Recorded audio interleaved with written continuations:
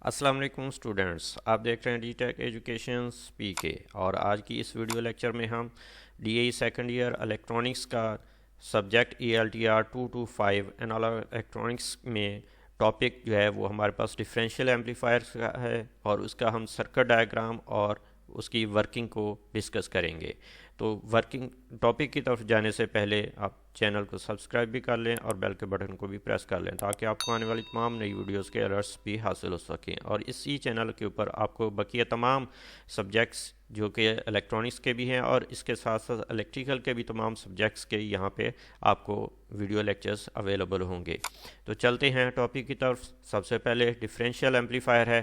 Differential amplifier को अगर हम एक्सप्लेन करें तो डिफरेंशियल एम्पलीफायर एक ऐसा इलेक्ट्रॉनिक एम्पलीफायर है जो कि दो इनपुट्स जो इसको दी जाती हैं उनके दरमियान डिफरेंस जो होगा उसको एम्पलीफाई करेगा। और ये एक एनालॉग एम्पलीफायर है इलेक्ट्रॉनिक्स सर्किट्स में, और इसकी दो इनपुट्स होती हैं और दो ही आउटपुट्स होती हैं, जैसा कि ये सिंबल में यहाँ पे वाज़े है कि दो इनपुट्स हैं और दो ही आउटपुट्स हैं। इसके बाद इसका हम सर्किट डायग्राम, और ये भी देख लें कि इसको डिफरेंशियल एम्पलीफायर को हम डिफरेंस एम्पलीफायर भी कहते हैं। यहाँ पे देखें सर्किट डायग्राम को, तो ये सर्किट डायग्राम हमने ड्रा करनी है। यहाँ पे सर्किट डायग्राम को अगर गौर से देखा जाए तो दो ट्रांजिस्टर्स इसमें Q1 और Q2 एक ही किस्म के हमने NPN ट्रांजिस्टर्स लगाए हैं और इनकी बेस के ऊपर हमने इनपुट्स प्रोवाइड करनी है, दोनों इनपुट्स हैं। और दो कलेक्टर रेजिस्टेंसेस हैं RC1 और RC2, और यहाँ से ही हमने इसके कलेक्टर से आउटपुट 1 और कलेक्टर 2 से आउटपुट 2 हासिल करनी है। एक VCC सप्लाई और एक RE इमीटर रेजिस्टेंस जो दोनों के लिए कॉमन है वो हमने लगाया हुआ है। और ये डिफरेंशियल एम्पलीफायर का वोल्टेज गेन और कॉमन मोड रिजेक्शन रेशो बहुत ज़्यादा होती है। इसके साथ साथ हम डिफरेंशियल एम्पलीफायर की वर्किंग को डिस्कस करेंगे। वर्किंग में हम देखें कि सबसे पहले हमारे पास ये एक वही सर्किट है, हमने यहाँ पे कुछ एमीटर्स दो लगा दिए हैं IC1 पे और IC2 पे के लिए, और इसी तरह VC1 और VC2 के लिए दो वोल्ट मीटर्स यहाँ पे लगाए हुए हैं, और एक हमने इमीटर रेजिस्टेंस इमीटर वोल्टेज के लिए यहाँ पे एक वोल्ट मीटर लगाया हुआ है। और इसके साथ साथ हमने अब यहाँ पे आप देखें कि VEE भी हमने अप्लाई की हुई है VCC के साथ। वही दो ट्रांजिस्टर्स हैं Q1 और Q2 जो हमने लास्ट टाइम देखे, उसमें हमने यहाँ पे अब हमने सबसे पहले इसकी वर्किंग को यहाँ से स्टार्ट करते हैं कि हमने दोनों ट्रांजिस्टर के ऊपर आप देखें कि हमने कोई वोल्टेज अप्लाई नहीं किए हुए, यानी हमने ज़ीरो इनपुट जो है वो यहाँ पे अप्लाई की हुई है।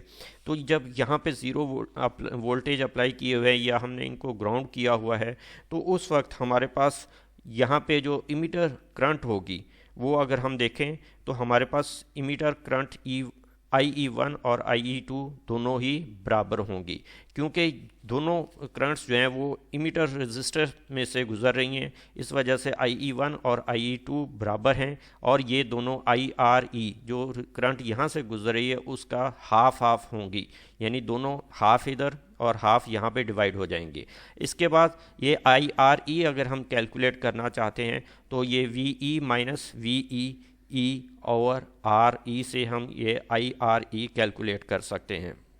इसके साथ साथ अगर हम देखें कि हमारे पास, हम जानते हैं कि IE और IC इक्वल होते हैं, उस वक्त हम ये कह सकते हैं कि जितना IE है उतना ही RE है, IE है उतना ही IC है, यानी IE1 और IC1 बराबर हैं, IE2 और IC2 बराबर हैं। और ये दोनों फिर हम वही यहाँ पे, चूँकि हमने कहा कि ये IE और IC तकरीबन बराबर होते हैं, तो हमने कहा कि ये जितना हाफ इसमें से करंट गुजरा RE में से वो दोनों हाफ हो जाएगा IC1 और IC2 में। और इसी तरह हम जानते हैं कि जब हमने यहाँ पे वोल्टेज जो है वो सिफर दिए हुए हैं, तो उस सूरत में कलेक्टर करंट हमारा बराबर है, और कलेक्टर करंट जब बराबर है तो फिर यहाँ से कलेक्टर रेजिस्टर्स में से जो हमारे पास कह लें कि वोल्टेज हैं वो भी हम देखेंगे कि वो भी बराबर होंगे। यहाँ पे जो वोल्टेज अप्लाई किए यहाँ पे हमारे पास VC1 और VC2 हैं, वो भी बराबर हैं, और वो क्या हैं, VCC माइनस IC RC1, यानी VCC में से IC और RC1 यहाँ पे जो ड्रॉप आउट होगा वो निकाल दें तो यहाँ पे हमारे पास VC1 हो जाएगा। इसी तरह यहाँ से IC2 और RC2 में से जो ड्रॉप होगा वो निकाल दें तो यहाँ हमारे पास जो है वो VC2 हमें अवेलेबल होंगे। तो इसके बाद हम चलते हैं थोड़ा सा आगे और यहाँ पे हम इनपुट अप्लाई करते हैं। एक सर्किट में हमने एक ट्रांजिस्टर जो हमारा Q1 है उसके ऊपर हमने कुछ इनपुट जो है वो अप्लाई की है। जब हमने इसको इनपुट अप्लाई की है, लेकिन यहाँ पे आप देखें कि हमने दूसरा ट्रांजिस्टर है उसको हमने ग्राउंड ही रहने दिया, या यूँ कह लें कि हमने ज़ीरो वोल्टेज ही उसके ऊपर अप्लाई रहने दिए हैं। इसकी वजह से जब हमने इसको यहाँ पे इनपुट अप्लाई की तो बेस करंट में इजाफ़ा होगा, और जब बेस करंट में इजाफ़ा होगा तो जाहिर सी बात है हमारे पास VE में भी इजाफ़ा होगा। जैसा कि यहाँ पे आप देख रहे हैं कि यहाँ VE जो है वो हमारे पास VB माइनस 0.7 वोल्ट्स होगी, और इसमें भी हमारे पास जो है वो इजाफ़ा होगा। जब यहाँ पे इजाफ़ा होगा तो इस इजाफे की वजह से Q2 का फॉरवर्ड बायास जो है वो कम हो जाएगा, क्योंकि यहाँ पे ये इजाफा हो रहा है, यहाँ पहले ही हमने ग्राउंड दिया हुआ है या ज़ीरो वोल्टेज दिए हुए हैं, तो इसकी फारवर्ड बायासिंग में कमी आ जाएगी। जब इसकी फारवर्ड बायासिंग में कमी आएगी तो उस सूरत में हमारे पास IC यहाँ पे आप देखें वो कम हो जाएगी। जब IC में कमी आएगी तो यहाँ पे हमारे पास जो है VC2 में इजाफा हो जाएगा। पहले की निस्बत अगर हम लास्ट जो हमने देखा था कि वो बराबर थे, तो लेकिन यहाँ पे VC2 में इजाफा हो रहा है और IC2 में कमी हो रही है। इसके बाद अगर हम जो Q1 की बेस है उसको ग्राउंड कर दें और Q2 की बेस पे हमने वोल्टेज अप्लाई कर दिए हैं, तो अब बिल्कुल उसी के अपोजिट जो यहाँ पे हुआ है कि Q2 की बेस में इजाफा होगा बेस करंट में, और उसकी वजह से यहाँ पे VE में इजाफा होगा। VE में इजाफे की वजह से आपका जो कह लें कि हमारे पास Q1 का इमीटर वोल्टेज हैं वो बढ़ जाएंगे, और यहाँ पे इसकी क्योंकि ग्राउंड किया हुआ है हमने या ज़ीरो वोल्ट अप्लाई किए हुए हैं, इस वजह से आपका Q1 जो है उसकी फारवर्ड बायसिंग में कमी आएगी। जब इसकी फारवर्ड बायसिंग में कमी आएगी तो IC1 में कमी आ जाएगी। अब IC1 में कमी आएगी तो जाहिर सी बात है VC1 में इजाफा हो जाएगा। यहाँ पे देखें आप बिल्कुल अपोजिट है कि यहाँ पे IC1 में इजाफा हुआ था और हमारे पास यहाँ पे IC1 में कमी हो रही है। यहाँ पे IC2 में कमी हुई थी, यहाँ पे IC2 में इजाफा हो रहा है।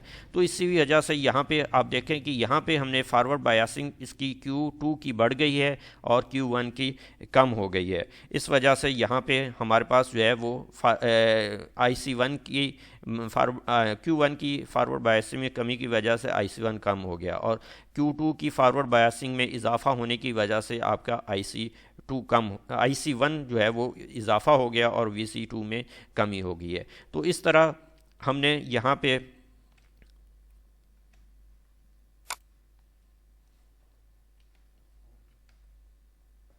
ये जो है हमारा टॉपिक था आज का डिफरेंशियल एम्पलीफायर का, वो हमने कंप्लीट किया है। लेकिन जाने से पहले आप चैनल को सब्सक्राइब भी कर लें और बेल के बटन को भी प्रेस कर लें ताकि आपको आने वाली तमाम नई वीडियोस के अलर्ट्स जो हैं वो हासिल हो सके।